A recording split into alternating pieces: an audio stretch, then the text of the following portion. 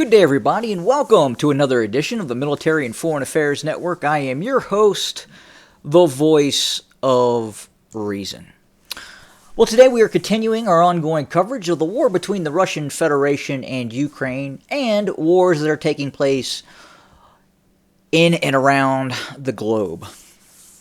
Now, before I get started, I wanted to have a quick conversation about the city of Boston. Boston, Massachusetts. All right, Boston. Well, why Boston? Well, Boston has a new mayor. Boston has a new mayor. And this mayor goes by the name Michelle Wu. And Michelle decided to have a Christmas party. A Christmas party. They call it a holiday party. The Festivus for the rest of us. Christmas party. Now, the problem with this Christmas party, or this Festivus party for Michelle, is she decided not to invite any white people. White people were excluded from the Christmas party. And this made some local headlines and even some national headlines. Not many, though. But to compare and contrast, if this had been a white mayor or a Republican or even an independent, and he would have had a all-white Christmas party and excluded blacks, Latinos, what have you, whatever. I'm guessing the Joseph Biden administration would have the Department of Injustice investigating that person for a variety of criminal activity in all probability. But yet, Michelle Wu, left-wing Democrat, perfectly okay to have a racist Festivus for the rest of us. I tell you, it's a steep slope towards racism. Sorry, pulling my sweater over the zipper of my head here. There we go, got it. All right, anyway, back to the, all right, got my sweater fixed.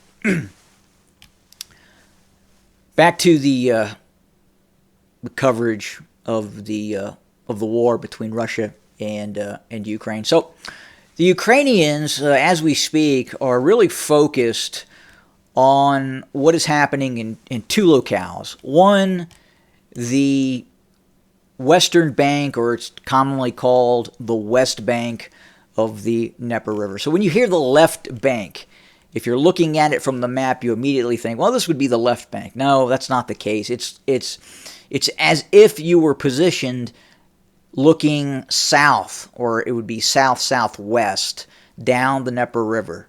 And on your left side is this area here, the left bank. So the Ukrainians still have some Marines, some naval infantry forces that are located in this area. We don't know the amount. We believe it is an understrength battalion formation that is operating in these swampy marshlands.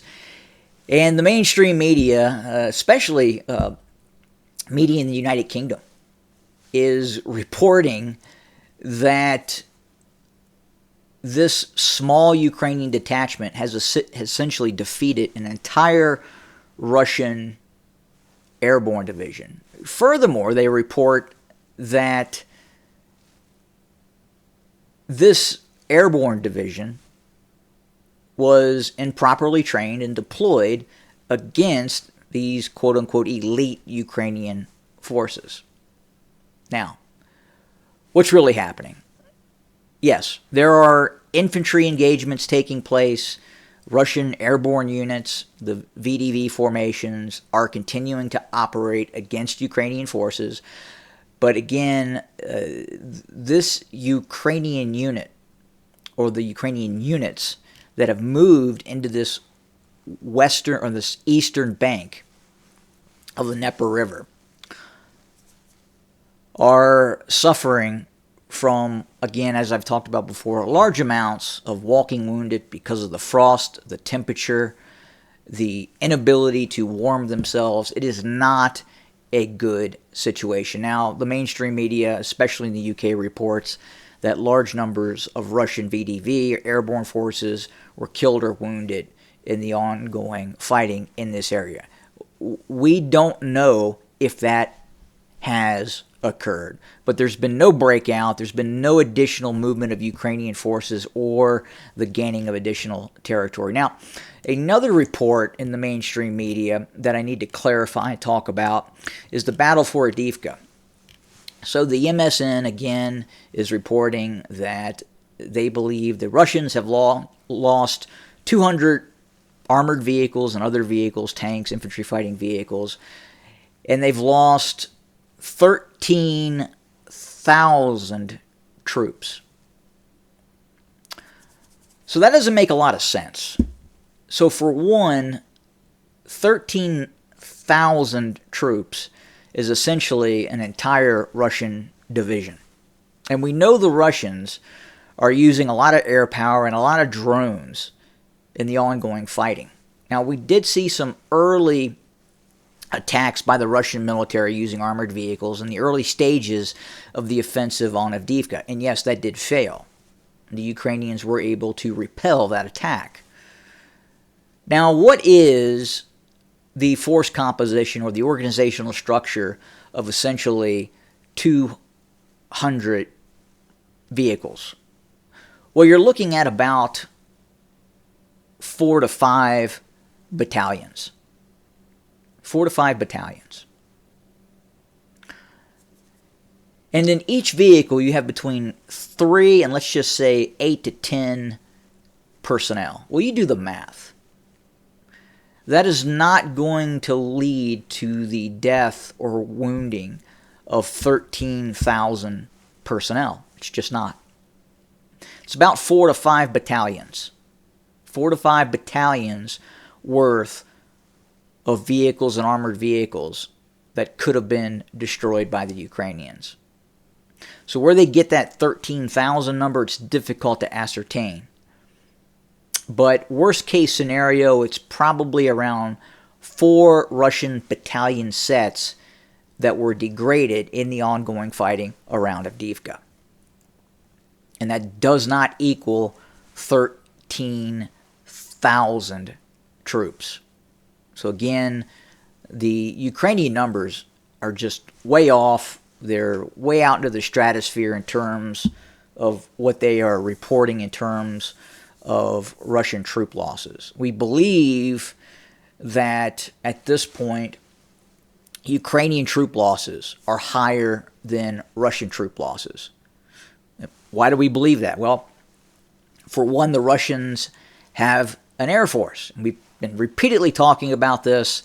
The Ukrainians don't really have an air force. They have a few planes that they are able to launch strike missions, most of which now are long-range cruise missile strikes against rear area targets. That is essentially what we're seeing from the Ukrainian Air Force. On average, every day, the Russians are launching between 25 and 100 sorties with Su-34s, Su-24s, Su-25s, Su-30s, Su-35s against Ukrainian forces. And each one of those aircraft are dropping multiple bombs. In a lot of cases, they are now guided weapon systems. The Ukrainians don't have that same capability to sortie those kinds of aircraft. Compounding that, the Russians are also using attack helicopters, and they have more heavy artillery. So, based on that information and the lack of major Russian maneuver formations operating along the front line right now. Again, we believe the Russians have the Ukrainians locked down along the front and are using its air force, its artillery to just pummel and degrade the Ukrainian military. It's happening. Now, we'll continue to cover what is happening on the ground. Again, that number that's being reported around Avdiivka in terms of Russian losses is an incredibly high number that, quite frankly, just doesn't fit with the amount of vehicles lost at this point. One more issue before we sign off. There's now reports coming out of Ukraine that the Ukrainians could be preparing for some sort of summer offensive. Now, we know now that Zaluzhny did not want to launch the last summer offensive. And the reason he did not want to launch that offensive, and most of the high-ranking commanders of the Ukrainian military were against launching this offensive operation, because they didn't have an air force. And we're finding out now that they had pleaded with both NATO and Washington that, hey, look, we are not ready for this operation. Unfortunately, the powers in Washington and European capitals, outside the purview of the military command, believed that it was time for this Ukrainian offensive.